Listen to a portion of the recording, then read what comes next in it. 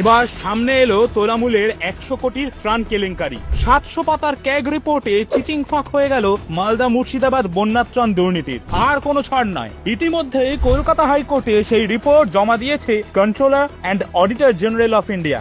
কি রয়েছে সেই রিপোর্টে? বলা হয়েছে 2017 সালে মালদা মুর্শিদাবাদের ভয়ঙ্কর বন্যার পর প্রতিটি ক্ষতিগ্রস্ত পরিবারগুলিকে ক্ষতিপূরণ দিয়েছিল কেন্দ্রীয় সরকার। কিন্তু বাস্তবে সেই ক্ষতিপূরণ পাওয়া তো দূর, সাধারণ মানুষের অধিকারের টাকা হাফিস করেছে তোলামূল। বাস্তবে অস্তিত্বই নেই এমন 1609টি ক্ষতিগ্রস্ত পাকা বাড়ির ক্ষতিপূরণ বাবদ ত্রাণ পাইয়ে দেওয়া হয়েছে। কোনো ক্ষতিই হয়নি।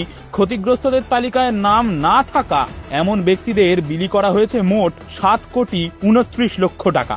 একই ব্যাংক অ্যাকাউন্টে একাধিকবার ক্ষতিপূরণের টাকা ঢুকেছে। 6,965 জনকে 2 থেকে 42 বার ক্ষতিপূরণের টাকা দেওয়া হয়েছে একই ব্যাংক অ্যাকাউন্টে। দারিদ্র্য সীমার নিচে না থাকা সত্ত্বেও তাদের জন্য বরাদ্দ ঝেপে দিয়েছে 108 জন রাজ্য সরকারি কর্মচারী এবং জনপ্রতিনিধি। চুরির শেষ এখানেই নয়। ক্যাগের রিপোর্ট অনুযায়ী পুরাতন মালদা ব্লকে 1,11,00,000 টাকা দেওয়া হয়েছে 1,904 জন ক্ষতিগ্রস্তকে। অথচ অডিট করতে গিয়ে তাদের নথি চাওয়া হলে ব্লক প্রশাসন জানায় বেশ কয়েকটি নথি নাকি হারিয়ে গিয়েছে। 2017 সালের বন্যার 9 বছর পেরিয়ে যাওয়ার পরেও এখনো বহু মানুষ ঘর ছাড়া। তাদের পুনর্বাসন দেওয়া দুরস্ত। প্রাপ্য ক্ষতিপূরণটুকুও চুরি করে নিয়েছে তৃণমূল সরকার। 15 বছরের নির্লজ্জ শাসনের পরও এখনো ভোট চাইতে উন্নয়নের পাঁচালি শোনাচ্ছে মমতা। তবে এই অত্যাচার আর বেশি দিন নয়। তৃণমূলের চুরির পাঁচালি এমনিতেই জেনে গিয়েছে মানুষ, মুখস্থ হয়ে গিয়েছে শুরু থেকে শেষ অবধি। আর পার পাবে না মমতা। 26-এর নির্বাচনে তৃণমূলকে ঢাকি সমেত বিসর্জন দেবে